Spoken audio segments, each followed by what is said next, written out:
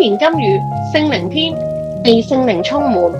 使徒行傳4章31節。禱告完了，聚會的地方震動，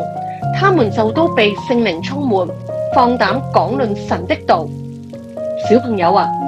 使徒約翰同埋彼得因為奉耶穌基督嘅名傳講福音、醫病、行神蹟，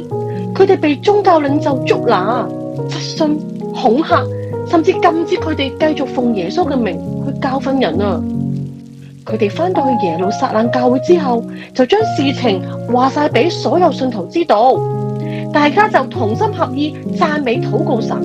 祈求神賜俾佢哋膽量，可以繼續傳揚福音，亦都賜俾佢哋能力，可以醫病同埋行神蹟。大家祈禱完之後，喺埋一齊嘅信徒就都被聖靈充滿啦，佢哋可以放膽講論神嘅道。呢個就係信徒第二次同心合意祈禱經歷聖靈充滿嘅情況。信徒被聖靈充滿會發生咩事嘅呢？好似彼得咁，佢就滿有膽量咁起嚟講論十字架嘅救恩，見證耶穌係復活嘅主，勸人悔改受洗歸入耶穌，領受神所賜嘅聖靈，感動咗好多人啊！今次信徒第二次被聖靈充滿，同喺《使徒行傳》2章所記載發生嘅事情都相近嘅。喺《使徒行傳》4章，佢哋所有都係凡物公用嘅，冇一個人話啲嘢係屬於自己嘅，都係大家一齊用嘅。使徒都大有能力見證耶穌復活，眾人都蒙大恩啊！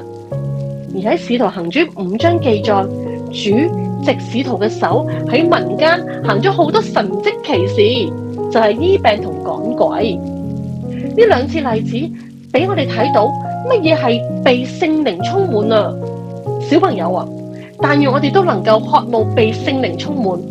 使我哋可以得着膽量，勇敢去傳福音，見證神，願意投放我哋所有嘅喺神嘅國度裏邊，亦都常常同心合意咁同弟兄姊妹聚集一齊，恆切禱告、擘餅同埋查考聖經啊！嚟，我哋一齊禱告啊！神啊，感謝你賜聖靈俾我哋要渴慕被你嘅聖靈充滿，